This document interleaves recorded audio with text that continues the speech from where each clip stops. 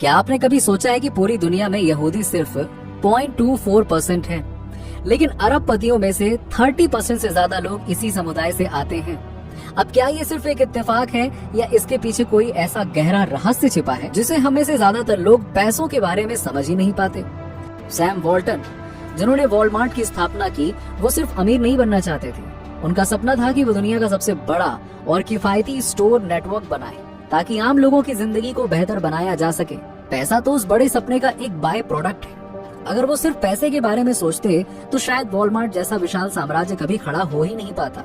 अब एक और मौलिक विचार पर आते हैं जिसे यहूदी समुदाय शुरू से समझता है, और वो है समझदारी से की गई बचत। और यहीं पर एक ऐसी सच्चाई है जो आपको चौंका देगी। देखिए, ये मायने नहीं रखता कि आप कितना कमाते हैं, बल्कि ये मायने रखता है कि आप कमाए हुए पैसों का इस्तेमाल कैसे करते हैं। वॉरेन बफेट, जो दुनिया के सबसे अमीर इंसानों में से एक है, आज भी उसी घर में रहते हैं जो उन्होंने 1958 में खरीदा था।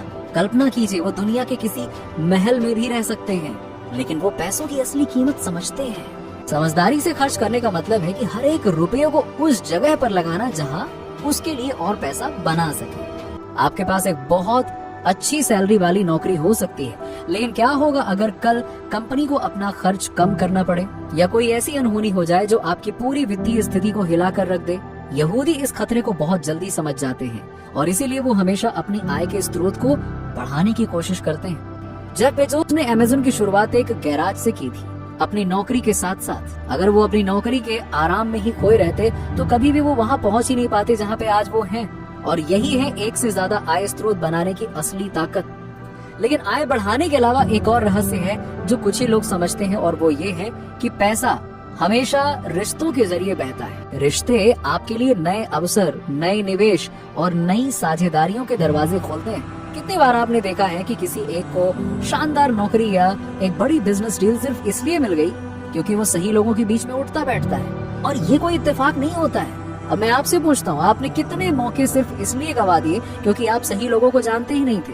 जरा कल्पना कीजिए कि आपकी जिंदगी में क्या हो सकता है अगर आज से ही आप एक मजबूत नेटवर्क बनाना शुरू कर दें। असली नेटवर्किंग का मतलब सिर्फ विजिटिंग कार्ड्स का लेना देना नहीं होता है, बल्कि इसका मतलब होता है सच्चे रिश्ते बनाना, बिना किसी उम्मीद के मदद करना और उन जगहों पर मौजूद रहना जहाँ सफल लोग होते हैं। याद रखिए, अवसर कभी भी किस्मत के दरवाजे नहीं खटखटाते, वो हमेशा सही रिश्तों के दरवाजे से चुपके से अंदर आते हैं। और ये मत सोचिए कि नेटवर्किंग से प्रभावशाली लोगों से मिलने के बारे में है, बल्कि ये खुद को एक ऐसा इंसान बनाने के बारे में है जिसके साथ प्रभावशाली लोग जुड़ना चाहें। अपने पैसे को अपने लिए काम पर लगाना सीखिए, और इसका मतलब है निवेश करना। ऑब्वियसली ये स्टॉक्स हो सकते हैं, रियल एस्टेट हो सकता है, या कोई छोटा बिजनेस हो सकता है। जब आप निवेश करते हैं तो आप सिर्फ पैसा नहीं लगाते, आप अपने भविष्य में निवेश लगाते हैं। आप अपने भविष्य में विश्वास करते हैं। आप अपने पैसों को एक सेना की तरह तैयार करते हैं जो आपके लिए 24 घंटे लड़ती है और ज्यादा पैसा कमा कर लाती है। और यहीं पर लोगों की सबसे बड़ी गलती आती है।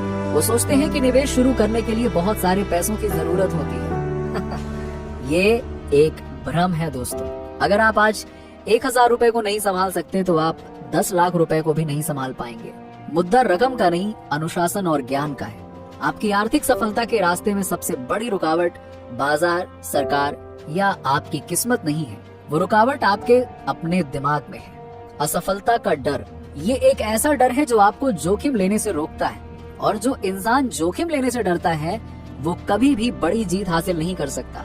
अमीर लोग असफलता को एक सीख के रूप में लेते हैं, एक मौके के रूप में, जिससे वो और ज्यादा मजबूत और समझदार बन सके, जबकि आम इंसान इसे हार मानने का संकेत समझता है। थॉमस एडिसन बल्ब बनाने से पहले हजारों बार असफल हुए थे। अगर वो हार मान लेते फिर आपको बल्ब कहाँ से मिलता? हम सब अंधेरे में रहते।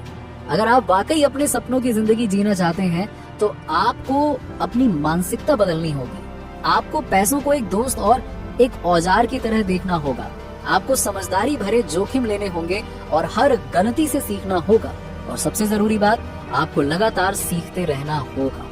आपकी सबसे बड़ी दौलत आपका बैंक बैलेंस नहीं, बल्कि आपका ज्ञान है, जिसे आपसे कोई नहीं छीन सकता। तो अब चुनाव आपके हाथ में।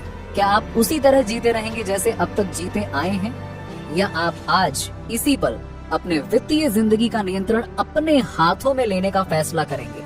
वीडियो को लाइक करिए, शेयर करिए, चैनल को सब्सक्राइब करिए ऐसे ही वीडियोस के लिए।